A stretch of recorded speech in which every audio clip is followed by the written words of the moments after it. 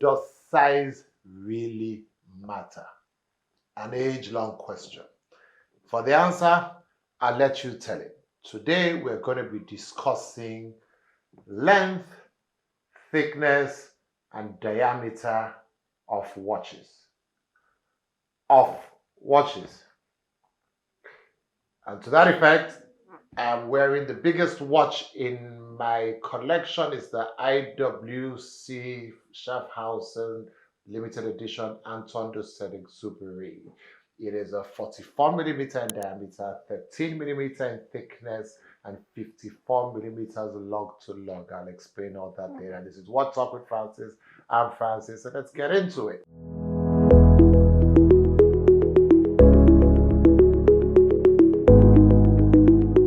So when we are talking about watch sizes, basically, there's a few things we need to put into consideration. The most important one is the diameter of the watch. So a lot of times you hear a watch is 44 millimeters, 39 millimeters, 38. This really discusses the diameter, usually diagonally, of the watch. Then there is the thickness, which is the side profile thickness of the watch. And then there's what you call the log to log, which is, and I think we've discussed, what a log is in our video, but for reference purposes, which is from the length of the watch from log to log. Now, I will explain why that comes in very important, because a watch can be a certain diameter and then the log to log is longer, and that can affect the wearability. Is that a word? Wearability? If it's not, let's trademark it quickly. But yeah, that would define the wearability and comfort of the watch.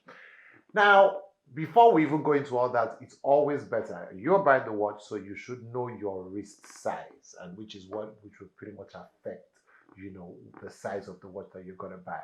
I'm 6'4" and I have a 7-inch wrist, so I'm kind of like a averagely big guy. So I tend to like a lot of watches with presence. But I don't necessarily like over big watches. Like I said, this is the biggest watch in my collection. It's a 44 millimeters. But permit me, understand that I started collecting watches in the mid 2000s where big watches were the norm, where I had Panerais. I had a Corum Admiral's Cup 48, which was 48 millimeters. I can't wear that today because it's way oversized, it's way too thick, and a bit uncomfortable. But like I said, like I always say, this thing is about individual preferences. So you find people with smaller wrist sizes who might feel more comfortable wearing a smaller sized watch. You find people who are a bit bigger who want to wear big size watches. And also, I always think the function of the watch you're going to buy or the function of the watch you're going to use plays a big part in what size you should get. I'll give you an example. If you are a banker, you wear a suit, you're a lawyer, you wear a suit every day to work, and you want to have a watch that's going to fulfill that function of a daily wear, you would probably want something that is going to be able to tuck under your cuff neatly. So you don't want anything too thick. You want something that's a bit smaller, a bit dainty that could go under your cuff.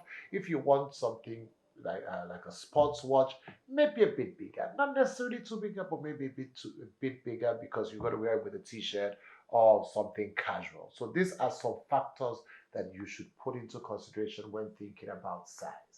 Now, another thing to think about is the design of the watch.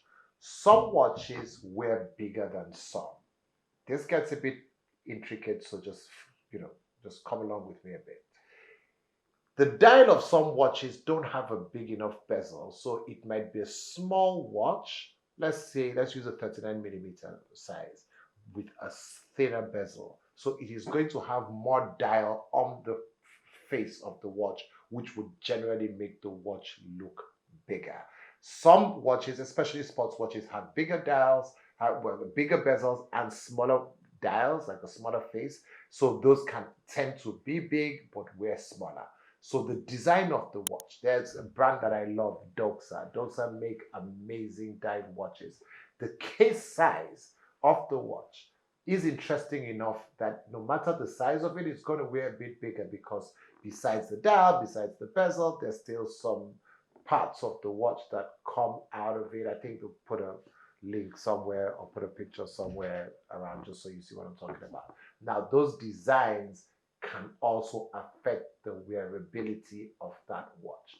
Now, for me, comfort is absolutely the most important thing when I'm buying a watch because I I rock my watches. I wear them as they should be. I'm not one of those people who keeps watches in cases just to look at. I wear them. So I need them to be comfortable. I mentioned once owning a Corum Admiral's Cup 48. I bought that in maybe 2006. It was the rave at the time, but it was way too thick and way too big and uncomfortable. So I got rid of that. Now, when I was buying my Tudor Black Bay, I had no, let me not say I had the opportunity, but it was a talk between buying a Black Bay 58, which is a 39 millimeter, or buying a Rolex Submariner. I wanted this watch for my everyday wear, and I realized the Submariner at 41 millimeters was it 40, 41? Not sure. But it was going to wear a bit bigger and a bit chunkier than the Tudor Black Bay. So I went for the Tudor, and that is my most comfortable watch ever.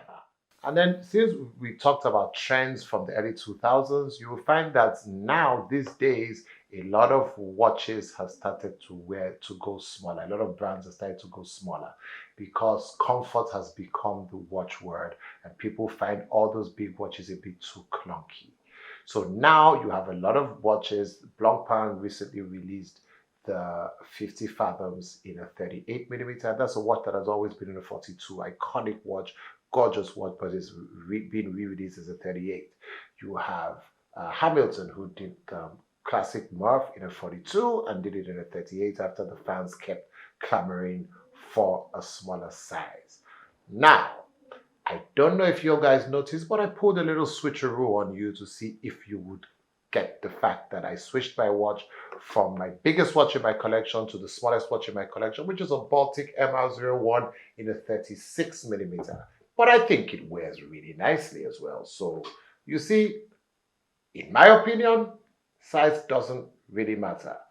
I don't know what y'all think, but as usual, let's talk about it in the comments. So it's been fun talking watches with you guys again. Stay safe, and remember, if you like this video, please subscribe, press the like button, share, do all the ones that you're supposed to do. Catch you guys next time.